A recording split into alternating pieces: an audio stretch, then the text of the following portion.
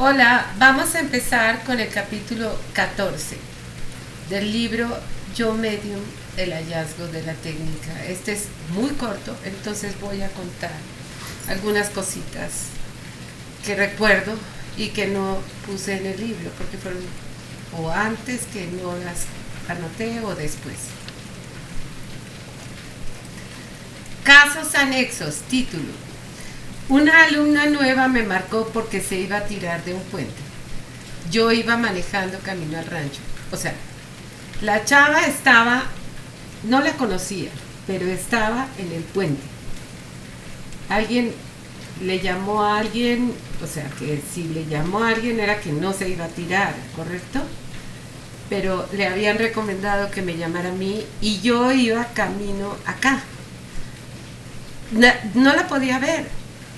Entonces tuve que parar la camioneta y sentarme con ella un rato para que pudiera hablar, dejarle tarea y cuando yo regresara continuar.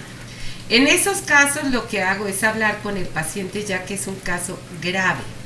Le doy un poco de terapia, le pido que trabaje el dolor y el enojo en el espejo diario para que cuando regrese yo, la persona haya podido avanzar algo. Ella acababa de perder a su bebé, el novio la dejó y parecía que la iban a despedir de su trabajo. O sea, son 4 aspectos: social, afectiva, laboral y sexual.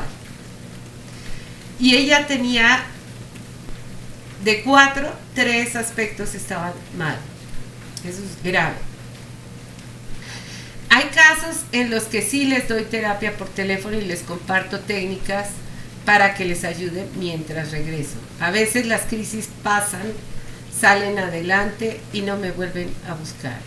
En el caso de esta paciente, después de un trabajo de 3 semanas con ella, ha logrado sentirse mejor, logró sentirse mejor. Otro caso fue el de un muchacho que también me llamó y estaba en el rancho y me comentó que llevaba 3 meses sin poder eyacular.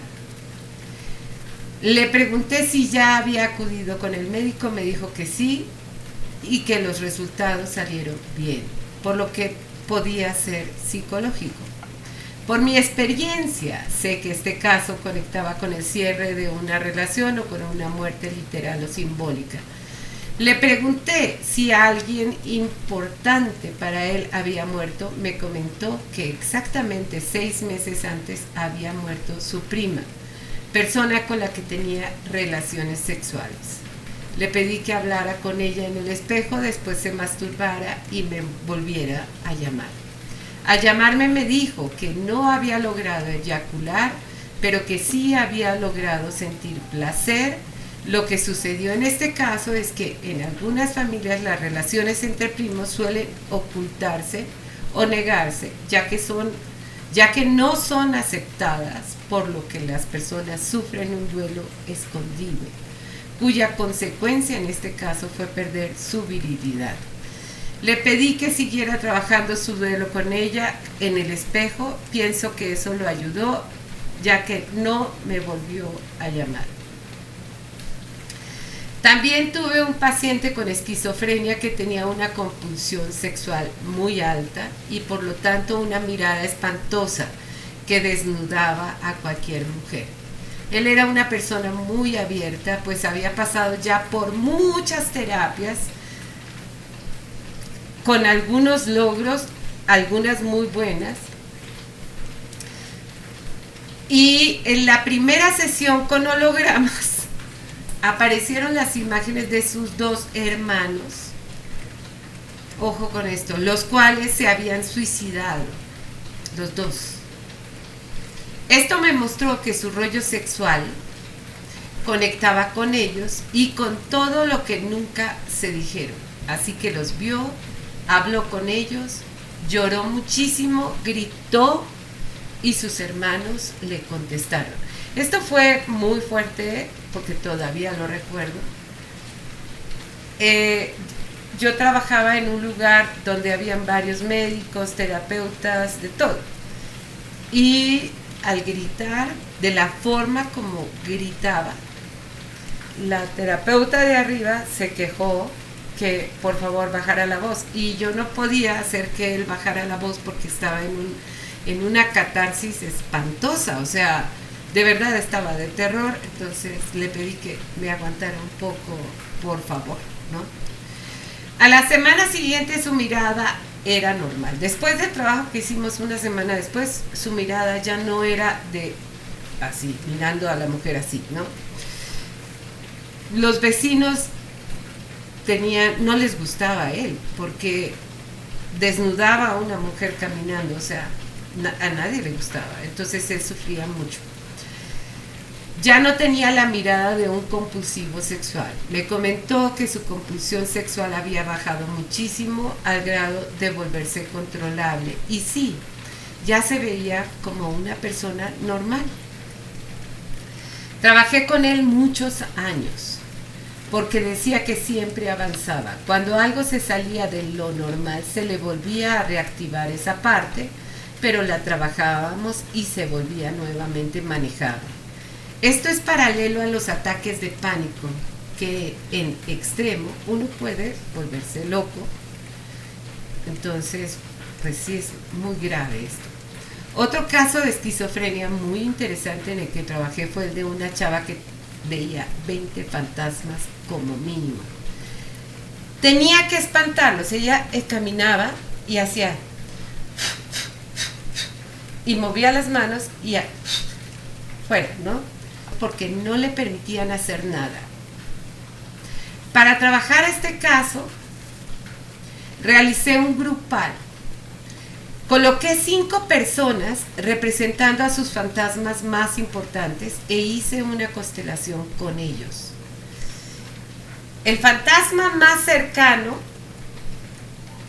el que ella más escuchaba y le hacía caso, la rechazaba y la odiaba. Mientras que el más débil era quien tenía la razón. Terminando la constelación, vimos hologramas. Para la siguiente semana, el movimiento de manos había bajado notablemente, pues el número de fantasmas que le estorbaban ya no eran 20, sino 5. Luego de esto no la volví a ver, pero no fue, o sea, esto no fue solo esto.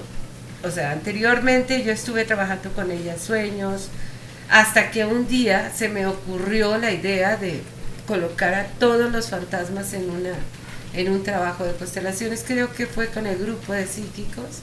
Aproveché que éramos varios y por eso pude ayudarla. Le pedí que fuera al grupo de psíquicos y por eso lo hicimos así.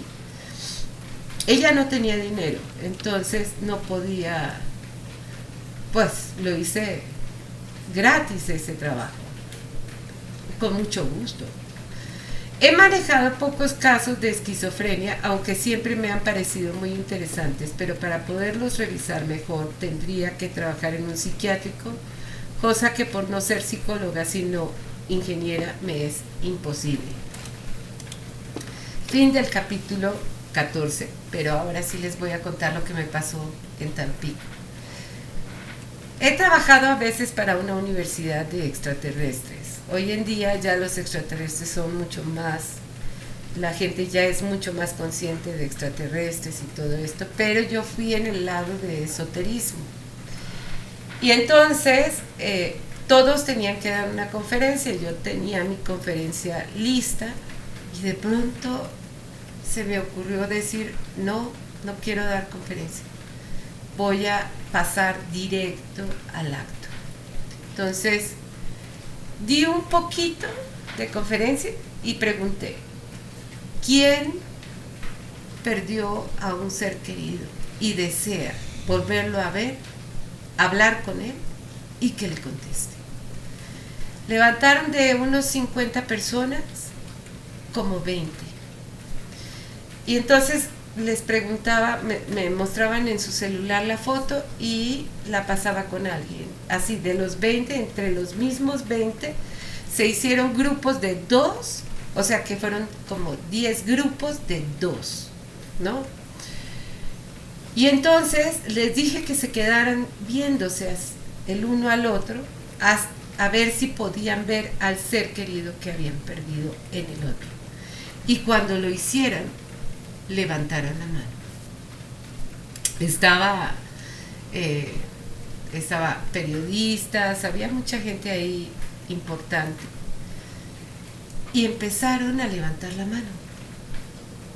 Mirando, y empezaron a levantar la mano porque estaban viendo al ser querido que perdieron.